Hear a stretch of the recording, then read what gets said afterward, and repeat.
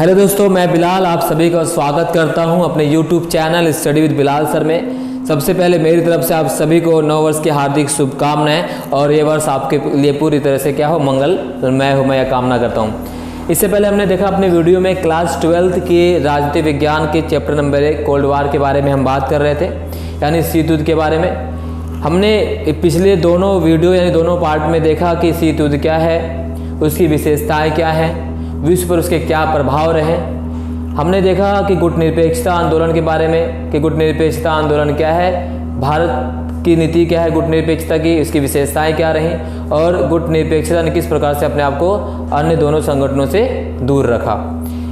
आज हम बात करने वाले उन सैनिक संगठनों की जिसकी वजह से इस पूरी शीत युद्ध की हम चैप्टर पढ़ रहे हैं, यानी शीत युद्ध की पूरी तरह से जो हम कहते हैं ना कि शीत युद्ध हुआ क्यों, उसका पूरा जिम्मा इन्हीं संगठनों पर ही जाता है।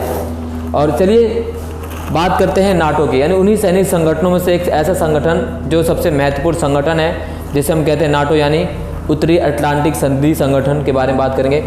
इसकी स्थापना होती है दोस्तों 1949 में। स्थापना क्यों की गई, इसका सीधा सिंपल सा जवाब है कि क्योंकि अमेरिका साम्यवादी विचारधारा को विश्व में फैलने देना नहीं चाहता था और अपने आप को विश्व में आगे रखना चाहता था, यानी आगे आप कहें कंपटीशन की भावना, यानी एक ऐसी विचारधारा साम्यवादी विचारधारा को रोकना ताकि विश्व में अधिकांश राज्यों पर अमेरिका की पकड़ मजबूत हो जाए। इसी वजह से इसकी स्थापना की गई थी, राइट। यानी यहाँ देखेंगे निर्माण शीत युद्ध के दौरान, ऑब्वियस सी बात है निर्माण शीत युद्ध के दौरान हुआ। क्यों हुआ? विचारधाराओं को रोकने के लिए। इसके सदस्य देशों की बात करें दोस्तों तो इसमें अमेरिका शामिल है, ब्रिटेन, फ्रांस, इटली, कनाडा, पश्चिमी जर्मनी। यहाँ पर है दोस्तों जिसे हम कहते हैं पश्चिमी जर्मनी,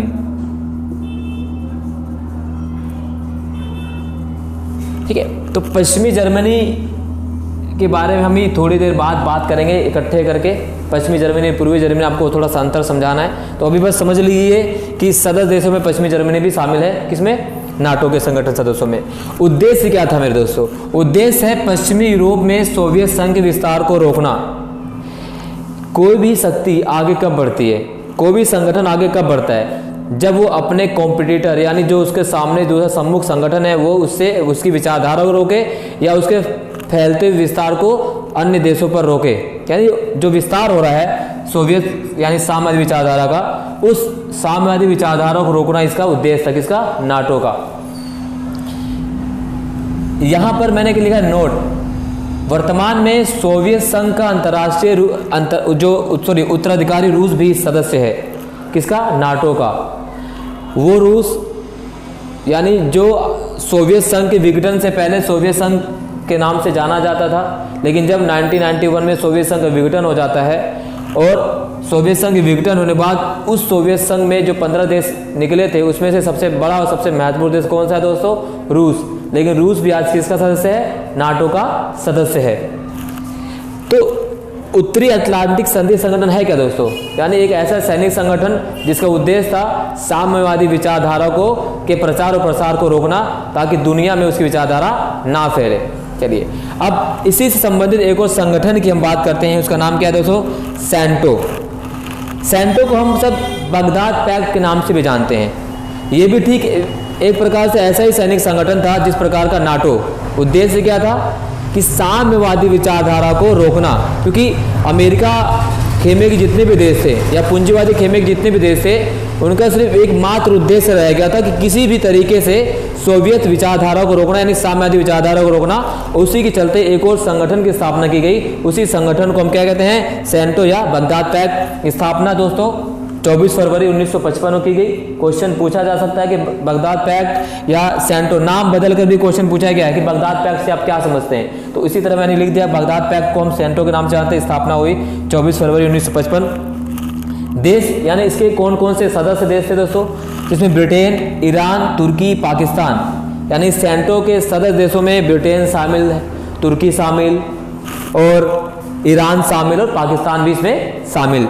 उद्देश्य बिल्कुल वही जो नाटो का था, साम्यवादी विचारधारा को रोकना। अगला जो हमारा संगठन दोस्तों है सीटो, यानी South East Asia Treaty Organisation, यानी साउथ ईस्ट एशिया नहीं होता, South East Asia Treaty Organisation, या हिंदी में कह सकते हैं हम दक्षिण पूर्वी एशियाई राष्ट्रों का संगठन, वो भी ऐसा ही संगठन था जैसे पिछले दोनों संगठनों के बारे में मैंने पढ़ा, यानी नाटो और सेंटो के बारे में। उद्देश्य क्या था? साम्यवादी विचारधारा के प्रचार प्रसार को रोकना। बस यहाँ पर एक बात नोट करना होगा आपको कि ये जो यानी जो सीटो है, ये सीटों में क्या दोस्तों था? आपसी मतभेद है। किसके लिए? विचारधाराओं को लेकर मतभेद, और किस आधार पर किस तरह से सोवियत संघ के विचारों को रोका जाए, इस बात को लेकर मतभेद। और इसी मतभेद के चलते सीटो 1977 में ये क्या हो गया दोस्तों? समाप्त हो गया, यानी इस पर या आप कह सकते हैं स्थायी रूप से बंद कर दिया गया। तो सीटो 1977 में समाप्त हो गया, क्योंकि वजह सिर्फ यही थी कि आपसी मतभेद विचारों को लेकर कि किस आधार पर हम सोवियत विचारधारा को रोकें। राइट। इसमें देशों के बारे में पूछ लिया जाता है, तो इसमें देश कौन कौन से संगठन थे? इसमें यूएसए दोस्तों, France, Britain, Australia, Philippines, Thailand and Pakistan इसके सदस्य देश हैं। तो सदस्य देशों पर ध्यान है दोस्तों, पीडीएफ मैं डिस्क्रिप्शन में दे दूंगा, वहां से आप जाकर डाउनलोड कर लेना। यहाँ पर बात आपको समझना है, और इस चैप्टर के बाद मैं आपको इसके साथ संलग्न यानी एक कॉपी करके मैं आपको पीडीएफ दे दूंगा जो महत्वपूर्ण प्रश्न उत्तरों की रहेगी। वहाँ से जाकर आप चैप्टर के जितने भी महत्वपूर्ण प्रश्न वहाँ पर आप याद करिए और एग्जाम में अच्छे नंबर लेकर आए।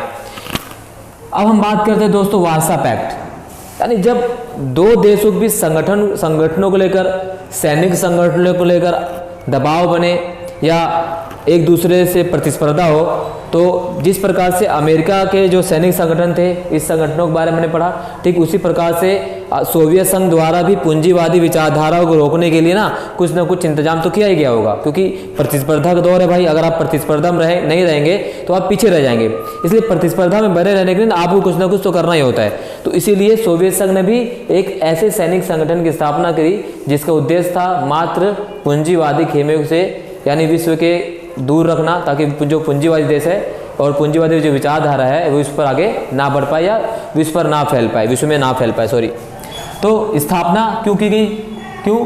शीत युद्ध के दौरान नाटो में, यानी नाटो के कंपटीशन में, यानी नाटो के उत्तर यानी जवाब में, नाटो के जवाब में साम्यवादी देशों द्वारा एक ऐसे क्षेत्रीय सैनिक संगठन की स्थापना की गई जिसका उद्देश्य मात्र एक ही था, पूंजीवादी विचारधारा को रोकना। इसमें सदस्य कौन कौन से देश थे दोस्तों? सोवियत संघ, क्योंकि सोवियत संघ ही प्रमुख था इसमें, पोलैंड, पूर्वी जर्मनी, यहाँ पर पूर्वी जर्मनी और पश्चिमी जर्मनी की हम चर्चा करेंगे अलग से, चेकोस्लोवाकिया, हंगरी, रोमानिया आदि, यानी वो साम्यवादी विचारों के देश जो उस समय साम्यवादी खेमे से थे। राइट। तो हमने कहा था कि पूर्वी जर्मनी और पश्चिमी जर्मनी की हम चर्चा करेंगे। तो दोस्तों पूर्वी जर्मनी और पश्चिमी जर्मनी है क्या, चीज़ क्या है ये? तो पूर्वी जर्मनी और पश्चिमी जर्मनी पहले एक देश हुआ करते थे, लेकिन ड्यूरिंग शीत युद्ध या कोल्ड वार के दौरान क्या हुआ कि इनमें ना आपसी मतभेद हो गया। फॉर एग्जाम्पल के लिए एक देश है और उसमें ऐसे दो लोग रहते हों, या दो ऐसे पढ़े लिखे लोग अकेले, या दो ऐसे सत्ताधारी लोग जो अपने अपने विचारों को आगे बढ़ाने की खुद सोचते हों, तो इन्हीं विचारों को लेकर ना जर्मनी में मतभेद पैदा हो गया, और ये दो विचार को मानने वाले लोग अलग अलग खेमों में बढ़ गए। यानी कह सकते हैं जर्मनी का ही क्या हो गया दोस्तों, जर्मनी का विभाजन हो गया। और जर्मनी में दो लोग थे, और एक विचारधारा के मानने वाले जो पश्चिमी जर्मनी कहलाया वो पूंजीवादी देश बन गया, यानी पूंजीवादी खेमे का समर्थक बन गया। और दूसरा देश जो कहलाया दोस्तों वो पूर्वी जर्मनी, यानी साम्यवादी विचारधारा का मानने वाला खेमा कहलाया। तो ये है पश्चिमी जर्मनी और पूर्वी जर्मनी की कहानी। हालांकि इससे आने वाले चैप्टर में जब हम पढ़ेंगे कि पूर्वी जर्मनी और पश्चिमी जर्मनी के विघटन क्यों हुआ, उसमें विस्तार से पर चर्चा करेंगे। राइट। आप यहाँ पर देख रहे होगे दोस्तों मित्र राष्ट्र और धुरी राष्ट्र की, हमने अपने पहली वीडियो में कहा था कि हम आपको मित्र राष्ट्र और धुरी राष्ट्र के बारे में बताएं, क्योंकि मित्र राष्ट्र और धुरी राष्ट्रों से लगातार क्वेश्चन पूछे जाते रहे एक नंबर में कि मित्र राष्ट्र इसमें से कौन है, या मित्र राष्ट्र देशों के नाम बताइए, या धुरी राष्ट्र देशों के नाम बताइए। तो मित्र राष्ट्र कौन है दोस्तों? ब्रिटेन, रूस और संयुक्त राज्य अमेरिका। धुरी राष्ट्र में धुरी राष्ट्र जो है इसमें कौन कौन शामिल थे दोस्तों? जर्मनी, इटली और जापान। तो दोस्तों ये मित्र राष्ट्र और धुरी राष्ट्र है, इन्हीं की वजह से ही यानी शीत युद्ध का जन्म भी माना जाता है। यानी ये जो मित्र राष्ट्र हैं पहले आपस में सहयोगी राष्ट्र थे, अंततः इनका विभाजन हो जाता है और इनकी विचारधारा भी अलग अलग हो जाती है बाद में।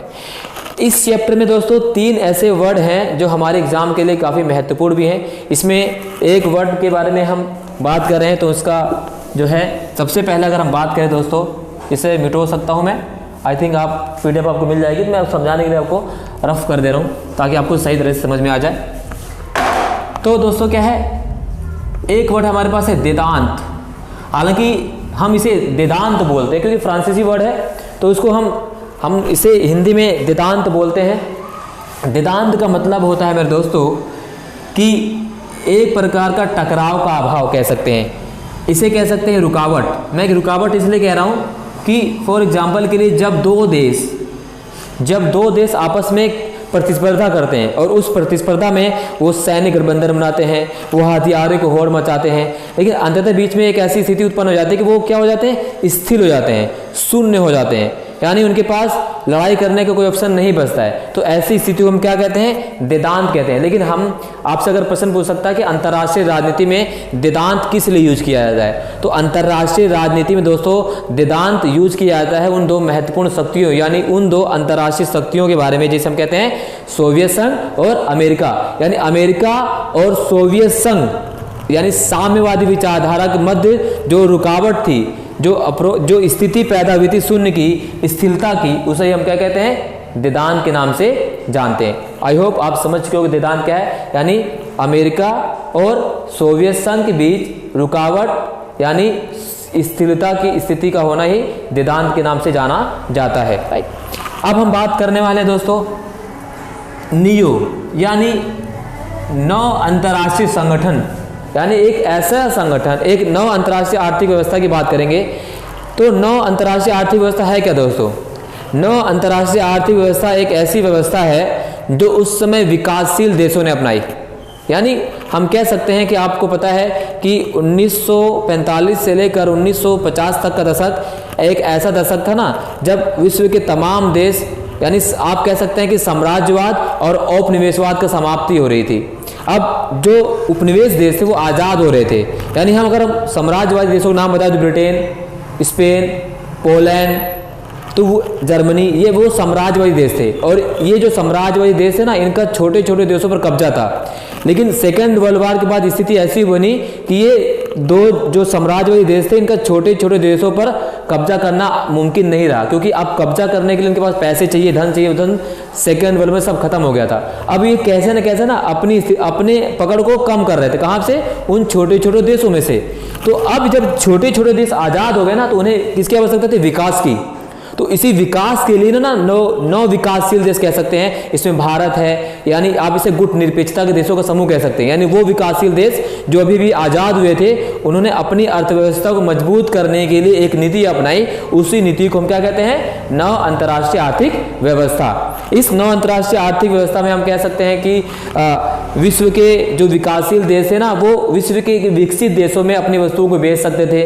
राइट, अब जो विकसित देश थे, यानी जो साम्राज्यवादी देश थे, वो छोटे छोटे देशों पर कब्जा करने में सक्षम नहीं होंगे, क्योंकि उनके जो संसाधन थे, किनके संसाधन, कमजोर राष्ट्रों के संसाधन, या आप इसे कह सकते हो विकासशील राष्ट्रों के संसाधन, सॉरी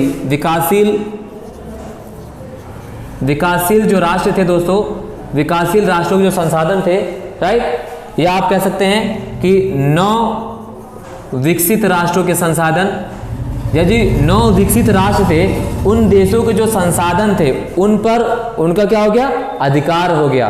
पहले क्या था दोस्तों, जो साम्राज्यवादी ताकतें थी वो 9 विकसित राष्ट्रों यानी जो उपनिवेशी राज्य थे उनके संसाधनों पर पूरी तरह से उनका अधिकार होता था। लेकिन जैसे ही ये 9 अंतर्राष्ट्रीय अर्थव्यवस्था विकासशील देशों ने अपनाई, वैसे ही उन साम्राज्यवादी ताकतों का, उन यूरोपीय राष्ट्रों का, उनके संसाधनों पर से अधिकार क्या हो गया, समाप्त हो गया।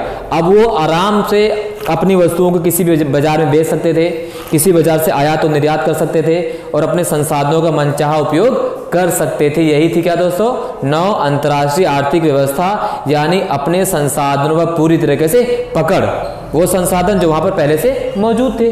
राइट, अब यहाँ पर ना दोस्तों एक और हमारे पास जो वर्ड है उसे हम क्या कहते हैं, अपरोध। अपरोध से क्वेश्चन आता है और अपरोध है। अपरोध का मतलब क्या होता है दोस्तों?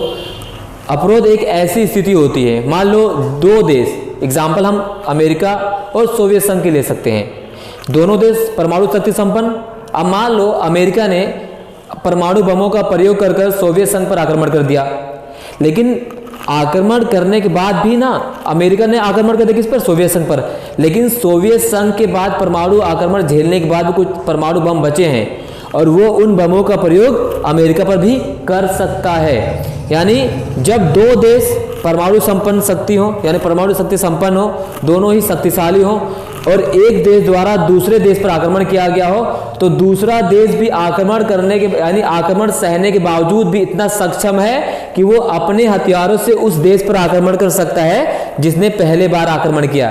तो इसे कहा जाता है, ऐसी स्थिति को क्या कहा जाता है? अपरोध कहा जाता है। जब ऐसी स्थिति होती है दोस्तों, तो किसी भी देश द्वारा किसी प्रकार का कोई आक्रमण नहीं किया जाता है। क्यों नहीं किया जाता? क्योंकि दोनों देशों को लगता है अगर मैंने आक्रमण किया तो भले ही हम उसका नुकसान करेंगे, लेकिन वो दूसरा देश भी हमारे लिए हमारा नुकसान करने में क्या है? सक्षम है। ऐसी स्थिति को हम क्या कहते हैं? अपरोध के नाम से जानते हैं। तो इस चैप्टर के जितने भी महत्वपूर्ण टॉपिक थे मेरे दोस्तों, मैंने आप सभी को पूरा कंप्लीट करवा दिया है।